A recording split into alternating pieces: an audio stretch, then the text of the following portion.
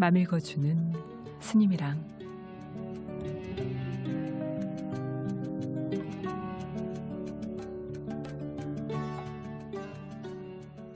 (2020년 1월과) 함께했던 책 2월에 이 시간에도 함께 읽어봅니다.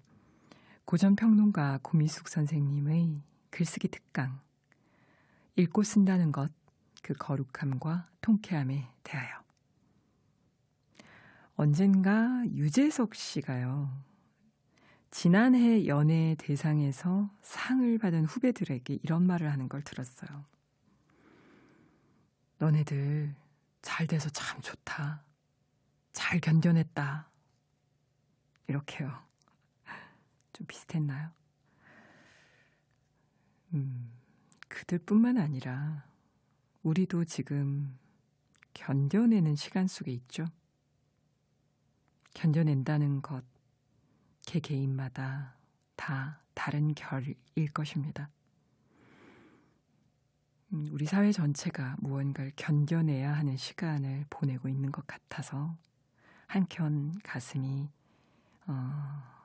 애틋하면서 또 뭉클하면서 이 견뎌냄이 끝난 다음에 어떠한 빛이 찾아올지 조금은 설레며 기다리고 있습니다. 견뎌낼 때 그대기 식구들은 뭐 하세요? 저는 수행했는데요. 가끔 읽고 쓰기도 했습니다. 어떻게 견뎌낼 것인가? 그 견뎌냄의 방법에 대하여 오늘 고미숙 선생님께서 전하십니다.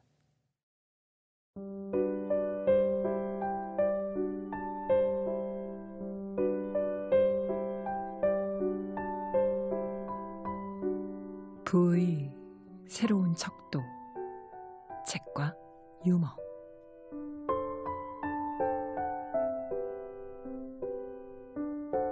현대인의 목표는 행복이라고 한다. 행복은 즐거움인가? 그럴지도 모르겠다. 사람들은 끊임없이 즐거움을 쫓아다닌다. 자본은 끝도 없이 즐거움을 주겠다고 말한다.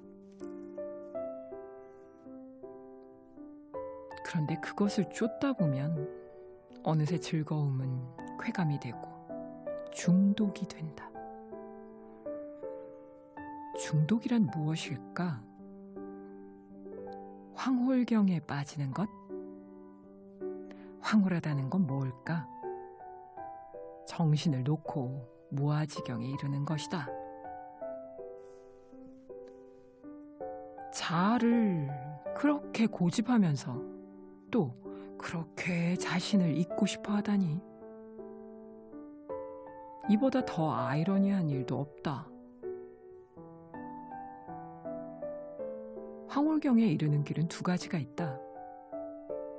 하나는 중독에서 약물로, 이것은 죽음 충동의 코스다. 약물의 유혹이 얼마나 심했으면 저런 말을 했을까 싶다. 죽음 충동이 아닌 생의 약동으로 황홀경에 도달하려면 지성과 영성을 통해 자아를 해체하는 코스밖에 없다. 근데 그게 즐겁다고? 당연하다. 쾌감이 하나의 감각만이 극대화되는 것이라면 이때의 기쁨은 온 존재에 퍼져나가는 충만감이다. 그것을 일러 지복이라고 부른다. 거기에는 늘 천진난만한 웃음소리가 따라다닌다. 해가지고 일상에서 웃음꽃이 사라진 지 오래다. 직장, 학교는 더더욱 말할 것도 없다. 이제 웃음은 특별한 재능이 되었다. 그래서 개그맨이나 예능인들이 뜨는 것이리라. 부가 늘어나고 기술은 더욱 풍요로워지는데 왜 우리의 삶에서는 웃음이 사라지고 있을까? 경쟁, 일자리, 스트레스 등의 진부한 단어들이 떠오른다.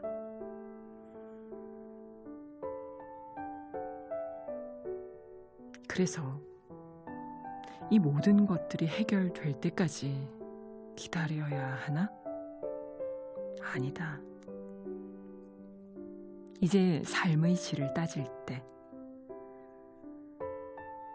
이 웃음 짓고 웃음 짓게 하는 능력, 곧 유머를 중요한 척도로 삼아야 한다. 유머는 단지 웃음을 이야기하는 데에서 그치지 않는다. 권위를 해체하고 누구든 친구로 만들 수 있고 가치를 창조하도록 유도한다. 즉 유머에는 반드시 지적인 향연, 곧 지성이 수반된다. 지성이란 무엇인가? 혈연과 감정의 늪에서 벗어나 우주적 합의를 지향하는 고매한 정신활동이다. 당연히 책이 중심이다. 책에는 인생과 세계의 지도가 있다. 이 지도를 찾아가는 과정은 고단하지만 유머가 폭발한다. 길 위에 나서는 순간 몸이 가벼워지면서 생각의 회로가 열리지 않는가? 반면 교환과 계약은 유머를 얼어붙게 만든다. 쾌락을 탐닉할 때도 웃음기는 사라진다. 오직 지성의 길 위에서 길벗을 만날 때만 농담이 터지고 유머가 폭발한다. 책이 선사하는 멋진 선물이다.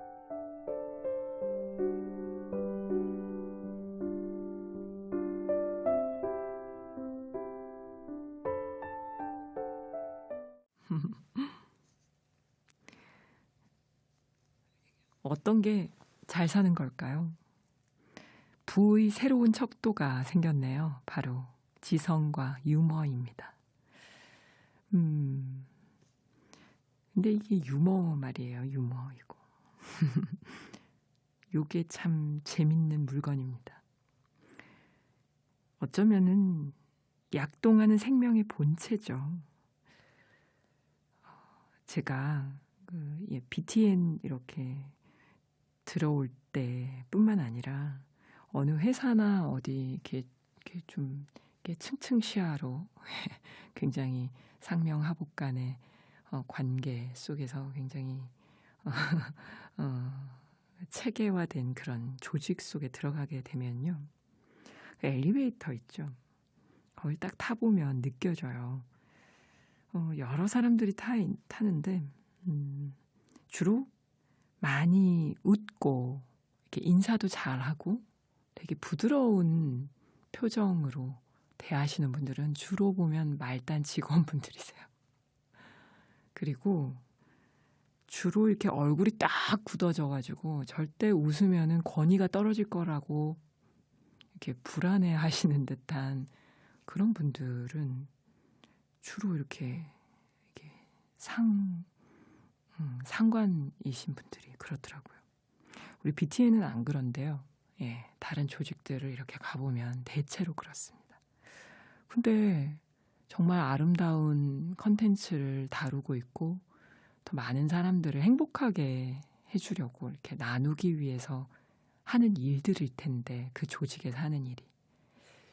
근데 그것을 평생 해오신 분이, 그리고 그것을 지금 최고의 선배로서 후배들에게 가르쳐야 하는 분이 막상 자신의 얼굴은 너무나 굳어있고 힘들어 보이는 것이죠.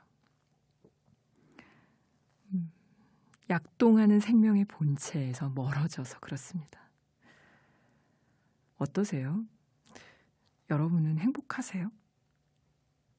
행복도 꼭 행복해야 한다라는 것, 그리고 뭔가 이렇게 즐거워야 하고 쾌감이 일어나야 되고 황홀경에 빠져야 되고 뭔가 무아지경에 빠질 정도로 뭔가 죽자, 뭐 이거 하다가 죽자 이런 느낌으로 이렇게 달려드는 느낌.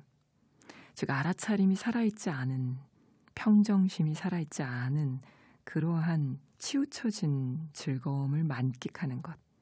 이것은 행복이라고 할 수 없습니다. 과연 그게 행복일까요? 그렇다면 우리는 굉장히 행복 강박증에 걸려서 끊임없이 쫓아다니는, 그래서 중독되는, 그렇게 열심히 가봤자 결국에는 죽음과 만나는 그런 길을 가고 있는 건 아닌가. 즉 지나친 쾌감 아니면 지나친 굳어짐, 지나친 행복 추구, 지나친 고행 추구. 어디서 많이 들어본 풍경이네요. 바로 고타마 시타르타 부처님께서 깨달음을 이루기 전에 이 양극단을 치우쳐져서 많이 이렇게 방황하셨죠. 그러시다가 결국엔 그 양쪽을, 쾌감도 고행도 다 벗어버리고, 그리고 선정의 고요함 추구조차도 벗어버리고, 그렇게 중도의 길을 선택하신 것처럼 말입니다. 그 길을 제대로 걸어갈 때 기쁨이 정말 온 존재에 퍼져나가고, 나뿐만 아니라 함께하는 사람들까지도 그 충만감으로 나누며 살 수 있게 되는 것이죠. 그런 조건들이 만들어지는 것이죠. 천진난만한 유머와 웃음은 마치 길을 떠난 여행자의 그 심정처럼, 모든 게 용서되는 그 여행길 위의 이야기처럼 펼쳐집니다. 우리네 인생이 늘 그렇게 살 수 있게 되는 것이죠. 우리의 생활 한가운데 그 여행길 위의 즐거움이 그대로 스며들 수 있게 하는 아주 좋은 방법, 바로 책과 유머를 찾아내는 것이죠. 어떻게 보세요? 그대기 식구들이 저는 진정으로 행복하셨으면 좋겠어요. 저는 웃음이 해픈, 끝까지 유머를 놓치지 않는 그런 스님으로 늙어가고 싶습니다. 잘 될까요? 여러분이 도와주세요.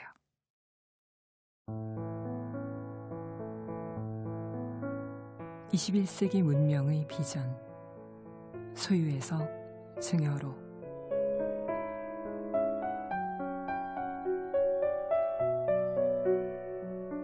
디지털은 흐름이고 파동이다. 주체나 자아가 들어설 여지가 없다. 그러면 소유와 축적은 무의미하다. 공유를 통한 새로운 흐름과 생성의 프로세스가 필요할 뿐.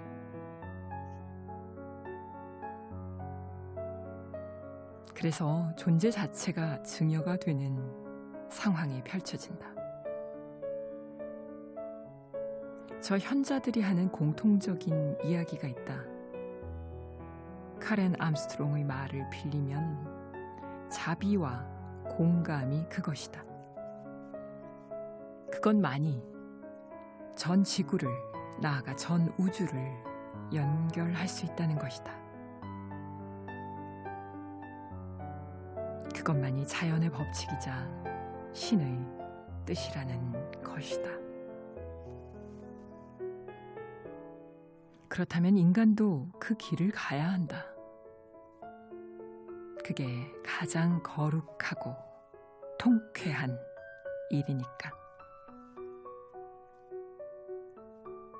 이미 미래학자들이 소유의 종말을 외친 지는 꽤나 오래되었다.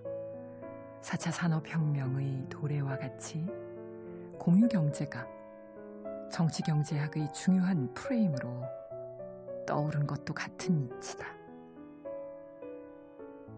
소유에서 증여로, 고립에서 공감으로. 문명의 비전은 이렇게 나아가게 될 것이다. 다만 그것을 각자의 현장에서 어떻게 구현할 것인가? 문제는 거기에 있다. 그래서 읽고 써야 한다. 특히 고전의 바다를 유영해야 한다. 고전이란 무엇인가? 존재와 세계에 대한 근원적 탐구다. 하여 고전의 세계를 탐사하다 보면 반드시 저 현자들을 만나게 되어 있다. 왜냐하면 동서양 지성사의 모든 영역이 저 현자들의 사상적 그물망 안에 있기 때문이다. 어느 시대, 어느 저자를 탐구하더라도 마찬가지다. 니체를 읽어도 기독교와 소크라테스, 그리스 비극을 알아야 하고,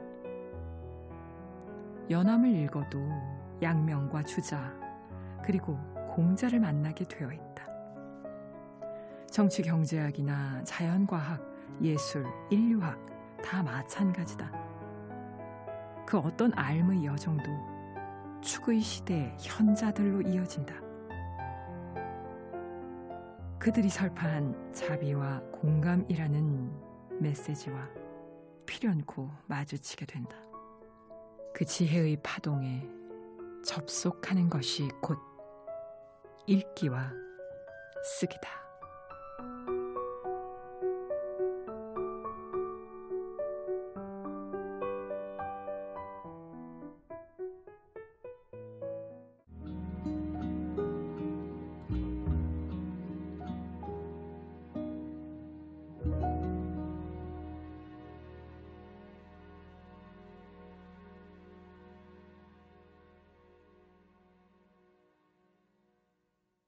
루시드 폴의 음성으로 들었습니다. 읽을 수 없는 책. 읽을 수 없는 책이죠. 우리는 걸어다니는 읽을 수 없는 책들입니다. 사실 세상에 많은 존재들이 그러하죠. 어쩌면 그 읽을 수 없는 책, 글자로 다 표현되지 못하는, 그래서 글자와 글자 사이 행간에 깃든 깊은 참뜻을 그것까지 읽어내는 게 진정한 책 읽기이죠. 여러분은 경전을 읽거나 고전을 읽을 때 특히 어떻게 읽고 계신가요? 어쩌면 그 사이의 공간, 미처 그 성인들도 다 표현해내지 못한, 언어로서 다 표현해낼 수 없는 개념 이전의 세계, 언어 이전의 세계, 화두, 그 흐름과 파동으로 이루어져 있는 공간을 표현한 것이 바로 고전들, 경전들이 아닌가 저는 싶어요. 그리고 지금 이 시대는 디지털 시대죠. 모든 것이 소유하고 고정시키고 내 것이라고 주장하는 시대가 아니고 무한히 인터넷 세상에서 공유되고 있고 흐르고 있고 서로에게 파동치며 영향을 주고받는 그런 시대입니다. 그렇게 되면서요. 이제는 무언가 이렇게 틀지어진 소유물을 가지고 누구한테 준다, 받는다라는 개념이 되게 무의미해졌어요. 그저 지금 여기 있는 그대로 존재 자체가 최고의 공양이 되고 증여가 되는 시대가 되었습니다. 상담을 할 때도 뭔가를 막 하려고 하기보다는 그냥 옆에 함께 앉아 있어 주는 것이 훨씬 더 도움이 된다고 하거든요. 그것만으로도 상담자는 충분한 일을 하고 있는 것인데, 바로 그런 자비와 공감이 살아있는 그런 자세, 태도, 그런 관계 맺는 법, 이것이 바로 앞으로 문명의 비전이라는 것입니다. 이런 문명의 비전을 우리가 어디에서 찾아낼 수 있고 공부할 수 있는가? 바로 고전, 경전에서 찾아낼 수 있죠. 금강경에 그런 말씀이 있습니다. 겐지스강의 모래알보다 더 많은 복덕을 쌓는 것보다 금강경 4국의 네 구절의 그 개송이죠. 짧은 시, 그거 하나를 수지하고 곁에 있는 사람들과 나누는 것, 수지, 독성, 해설, 서사 하는 것과는 비교할 수 없다고 했습니다. 고미숙 선생님도 그 부분에 대해서 짚어주고 계시는데요. 이 책에서 삶과 삶이 연결되는 길찾기, 문명의 비전을 찾는 것, 바로 그 추구의 시대의 성인들이, 현인들이 충분히 그 이후의 중생들을 매겨 살릴 수 있는 밥으로 남겨놓은 법, 다르마의 길을, 그것을 기록한 고전을, 경전을 오늘날에 맞게 리라이팅해서 새롭게 읽고 새롭게 쓰고 함께 나누는 것, 이런 일이 바로 오늘 우리가 이 시대에 맞게 할 수 있는 일들이 아닌가 싶어요. 그래서 아마 4차 산업혁명에 의해서 다 사라지는 직업들 한가운데서도 절대 사라지지 않을 직업 중에 하나가 상담자 혹은 이 공부인들, 또 수행자, 스승들이 아닌가 싶습니다. 어떤 방식으로 여러분 21세기 문명의 새로운 시대를 준비하고 계신가요? 같이 공부하셔야죠. 오늘부터.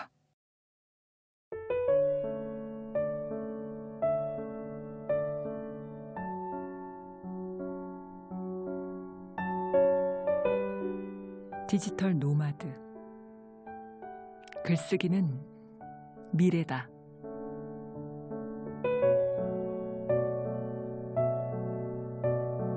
(4차) 산업혁명에 대한 온갖 정의들이 있지만 나는 감히 이렇게 규정하고 싶다.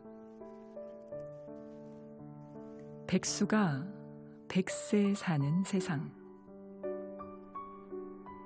백수가 대세라는 건 충분히 이해될 것이다. 앞으로 노동에 대한 전통적인 의미는 사라질 것이다. 이제 시장의 유연성은 불가피하다. 그렇다면 누구든 평생 한 번은 백수의 시기를 거쳐야 한다는 것이다. 나아가 노동과 노동 아닌 것의 경계도 사라지고 있다. 당장 돈이 되진 않지만 뭔가를 배우는 시기는 노동일까, 학습일까, 놀이일까? 아마 그 모든 것이라고 해야 맞으리라. 앞으로 어떤 변화가 올지 모르지만 이런 식의 유동성이 더더욱 심화될 것만은 분명하다. 이런 흐름에 적응하려면 무엇보다 자의식을 버리고 경쾌하게 사는 법을 익혀야 한다. 노동을 중심으로 삶을 기획하는 방식에서 벗어나야 한다. 노동은 하나의 요소일 뿐이다. 대신 관계와 취향, 여가와 휴식, 성찰과 지혜 등이 삶의 전면에 나서게 되었다. 어찌 보면 인류 역사상 처음으로 먹고 사는 문제에 매달리지 않아도 삶을 영위할 수 있게 된 것이다. 당연히 육체 노동 역시 현저히 줄어들고 있다. 그럼 뭐가 달라지는가? 시간이 남는다. 또 정신활동의 영역이 대폭 늘어나게 된다.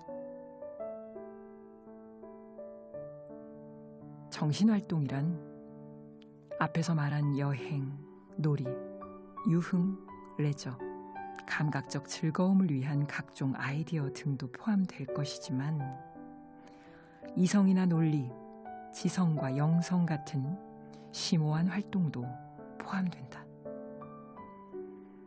현재는 전자 쪽으로 심하게 치우쳐져 있지만 앞으로 시대는 자연스럽게 후자로 방향을 전환하게 될 것이다. 즐거움엔 끝이 없다라고 하지만 실상은 그렇지 않다. 무작정 노는 일만큼 지겨운 것도 없고 즐거움도 극에 달하면 끔찍하게 공허해지는 법이다. 그건 윤리가 아닌 생리적 법칙이다. 그렇다면 자연히 존재의 무게 중심은 후자의 방향으로 옮겨지게 될 것이다. 자, 여기에 더해 바야흐로 정보화 사회다. 정보가 세상을 지배하는 시대란 뜻이다. 여기서 정보는 1차적으로 산업의 동력이, 이 복된 시대에 백수들은 도대체 무엇을 해야 할까?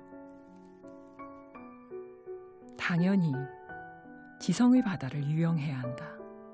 노동과 화폐에 지배당하지 않는 시간, 육체적 정력을 필요로 하지 않는 활동의 무대를 열어 젖혀야 한다. 시공의 새로운 지평을 향해 나아가야 한다. 이 길을 가는 자들이야말로 진정 디지털 노마드다. 디지털 노마드는 다양하게 뻗은 정보의 길에서 지성과 영성을 향한 새로운 속도와 리듬을 구현하는 존재다. 글쓰기는 그 실천이자 전략이다. 글쓰기는 내가 그 길에 들어섰음을 증명하는 최고의 방편이다.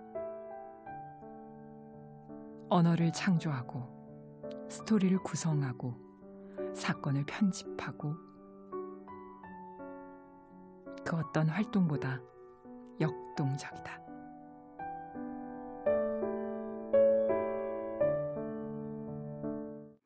네. 고미수 선생님의 책 함께 읽고 여기까지 왔는데요.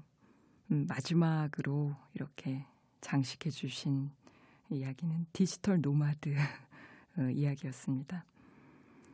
지금 우리가 살고 있는 세상에 그 사람들의 어쩌면은 그 정체성이라 그럴까요? 이것이 어떤 규정 지을 수 없는 것이 우리의 정체성인 것 같아요. 규정 지을 수 없는, 그래서 어떤 고정된 직장이 있고 고정된 조직 속에서 그 역할 안에서만 움직여야 되고 이런 것들로부터 자유로워지고 벗어난 사람들이 백수죠. 고미수 선생님은 4차 산업혁명에 가장 걸맞는 사람들, 그리고 가장 걸맞는 세상을 백수가 백세를 사는 세상이라고 아주 통쾌하게 그러나 거룩하게 규정하고 계시네요. 어떠세요? 육체 노동이 현저히 줄어들고 있는 시대죠. 많은 직업들이 정말 사라질 거라고 합니다.